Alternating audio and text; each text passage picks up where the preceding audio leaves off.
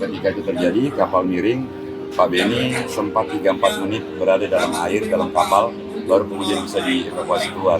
Ketika dievakuasi keluar, memang dari semua saksi yang ada, memang beliau sudah pingsan.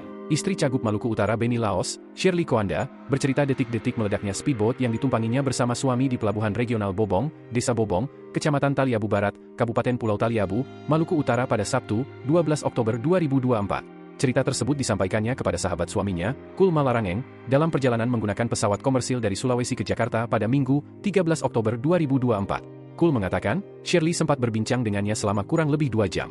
Saat ini, Shirley dirawat secara intensif di Paviliun Kartika RSPAD Gatot Subroto, Jakarta Pusat. Shirley menceritakan pada saat kejadian sedang pijat di sebuah ruangan di bagian tengah speedboat yang meledak. Shirley menceritakan dirinya berada di ruangan yang berbeda dengan Beni saat kejadian.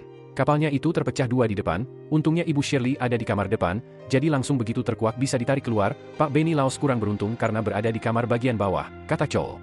Rupanya pusat ledakan ada di sekitar Pak Beni Laos. Jadi ketika itu terjadi kapal miring Pak Beni sempat 3-4 menit berada dalam air, dalam kapal baru kemudian bisa dievakuasi keluar, sambung dia. Semua saksi, kata Kul, mengatakan denyut nadi Beni masih terasa saat dievakuasi. Setelahnya, Beni mendapatkan perawatan di RSUD setempat. Namun, kata dia, RSUD setempat tidak memiliki alat pacu jantung atau tabung oksigen. Ketika bisa dievakuasi keluar, dari semua saksi yang ada memang beliau sudah pingsan. Tapi nadinya masih ada. Sehingga dicoba selama 3-4 jam untuk membantu beliau tapi, manusia bisa berusaha, Tuhan menentukan lain, kata Kul. Kemudian merawat 1 jam sebelum kami bawa ke sini. Jadi luka bakar di kakinya terutama, juga pinggulnya kelihatannya sulit bergerak. Mungkin akibat ledakan, kapalnya itu terpecah 2 di depan.